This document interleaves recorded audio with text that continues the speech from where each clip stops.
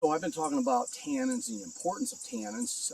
In this video I want to talk about how I actually get the tannins extracted into the water, which is a natural process and it's really easy. You're basically just putting the wood fibers and the leaves into the water and letting the tannins secrete. Now you got to remember, in the wild, tannin levels will fluctuate. So if you're going to maintain a black water species in a tannin-rich environment that you've recreated in captivity, it's not going to stay that way all the time in nature.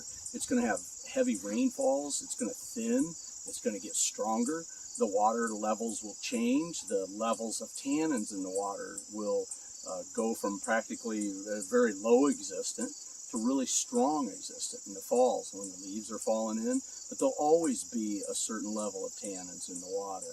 This is something we can do to recreate their natural environment in captivity, to aid in their longevity in captivity. It's something that I think there's been a growing trend to address in the past 10 years, is to work with nature, not against it. I think typically 30 years ago, I've been in this 35 years, and again, my driving passion has been alligator snapping turtles, which live in high tannin water, so it is more critical or more important to them, if you're going to recreate a natural environment, that they have these tannins. But those tannins won't stay at a real high level. So anything we do in captivity, you want to do with variation, because variation is going to be part of the naturalistic existence that they're going to have in the wild.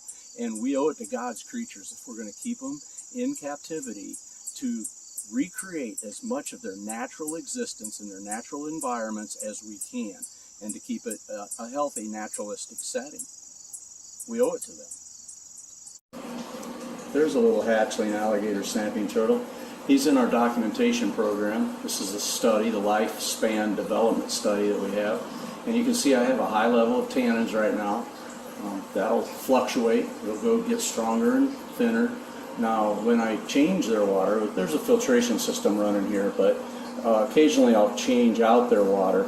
And then the tannins that have secreted out of these sticks and snag roots that are in there for them to live in, the tannins won't replenish themselves, so I have a system for that. I'll show it to you. This is just where they would live, up in the tangled roots and debris, up along the river's edge and pond's edge. These little guys are quite content.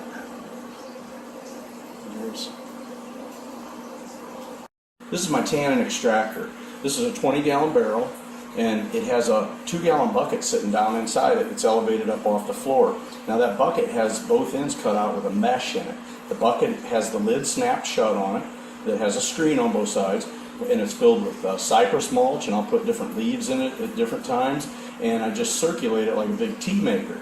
So it's making tannins so that when I do water changes, if I change out 1,000 gallons of water, see, it's circulating through there right now, building a tea, tannin tea.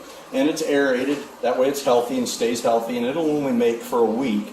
And then when I change out water, I can replenish the tannins in a 1,000-gallon system and get a decent tannin level without all the debris in the tank to deal with when I'm trying to clean up food remnants.